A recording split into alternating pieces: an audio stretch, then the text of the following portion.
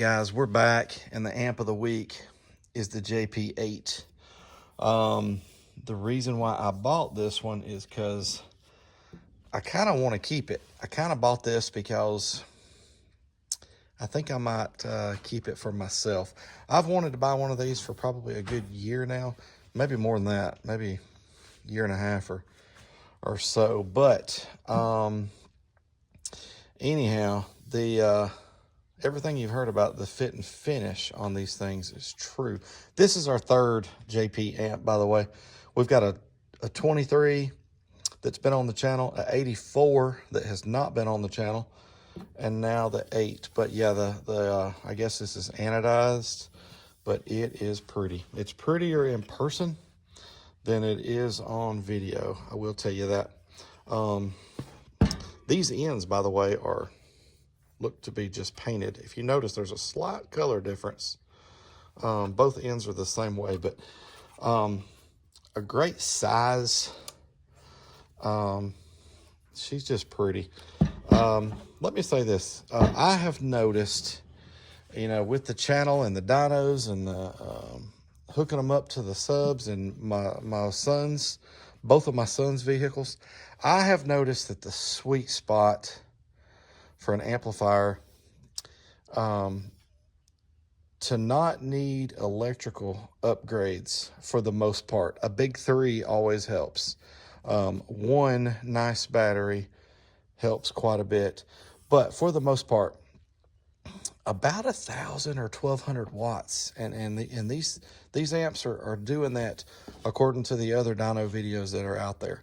But anytime I hook the amps up to those 2 SCAR 12s, there's just such a difference. Anytime an amplifier puts out 1,000 or 1,200, or more, of course. But when you get above that, then you start needing extra batteries and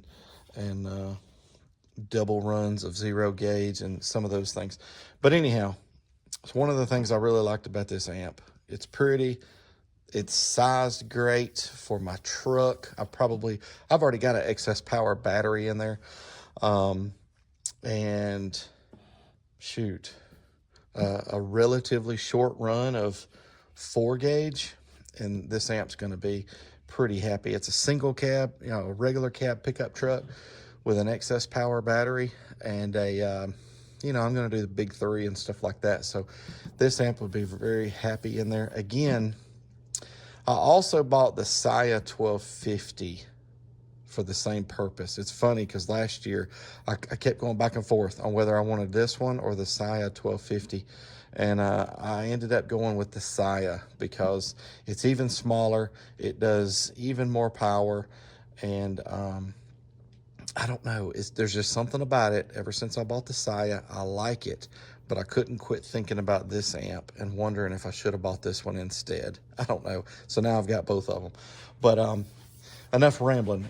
So this is the version 1.5. And when I first saw that, I thought, well, I haven't heard of another version of the JP8. I know there's been a couple versions, I guess a few now, of the JP23. But I thought, well, it's only $17 more. I guess I'll pay the extra $17. But the only difference that I can see is it's got the newer, neater looking bass knob that looks like a amplifier in the box. And what I mean by that is this amp still says just JP8 right there. And I'm jumping ahead, but right here, JP8 V1, do not stir fry. There's the gut shot, by the way. She is pretty. Don't even have to take the back plate off. Got a fan, pretty nice, and a decent size fan, but she is pretty. That plastic is thick too. It's gonna be kind of hard. Yeah, you can kind of tell a little bit right there. Some pretty thick plastic. But what I'm saying is, for what they're calling the 1.5, I don't think the amplifier itself is any different at all. But you do get a different box, and you still have the bass knob with all these same features, which is a really cool bass knob, by the way. Temperature, voltage, you can switch between Celsius and Fahrenheit, clip, power, protect. But the other bass knob, which is what is with our 23 that my son has, is the plastic bass knob, which never bothered me. But they came out with this cooler aluminum that looks like an amplifier, and it is cool. That's probably the coolest bass knob on the market, to be honest. The other one was too, but I guess technically maybe this one's a little bit better. But I think this is your extra $17 right here. This runs off of a Cat 5, so it's got a really nice cable with the larger, it's not just the phone style, it's a Cat 5, so that's really cool. All right, so let's get into it. Oh, by the way, comes with a little screwdriver, because you can actually adjust the voltage.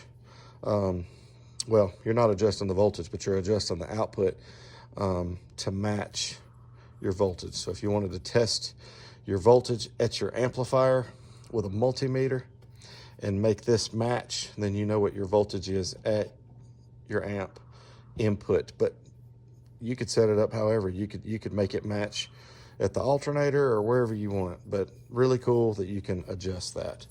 So let's set this to the side. You get a couple of Allen wrenches. It does have two different sizes. And a fairly simple owner's manual. Very, very simple. There's only 3 or 4 pages in this. And the box. So it does have a new, cooler looking box. It's got like the foil.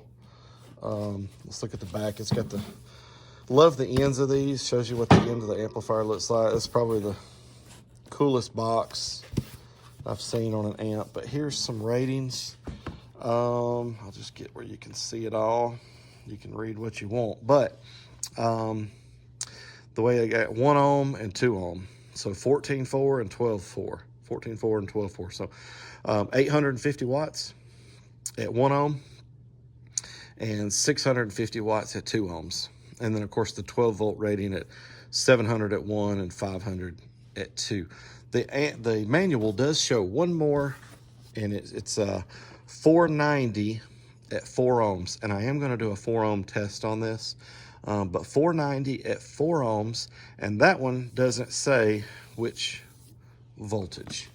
But anyhow, here's the amp. It's got some heft to it. It's definitely not a lightweight amp like some of these cheaper amps that I've bought. Here on this end, we've got the screw downs and 4 gauge. This over here, 8 gauge, and the other end. So you've got Tiffany RCAs, really nice. Power, protect, and clip on the amp. You've got the metal dials there instead of plastic. There's the bass knob. It does have a low pass filter, and it can be strapped. So master and slave with the one RCA to connect to the other amp. So anyhow, and again, that got shot. I know I've got it upside down, but so here's the thing. I'm doing the overview first again this time. I'm gonna do the dynos with you guys on camera, and I haven't even hooked it up. I haven't turned it on. I don't know if this thing is dead on arrival. I wouldn't expect it to be. This is definitely an upgrade here above the cheap stuff, but what I'm saying is I have not hooked it up yet at all. I'm about to do that. So anyhow, thanks for watching. Check out my dyno videos, and I'm gonna do one too where we hook it up to those 2 SCAR 12s. So definitely stay tuned for that. Subscribe if you haven't subscribed. You don't wanna miss anything like that. All right, again, guys, thanks for watching.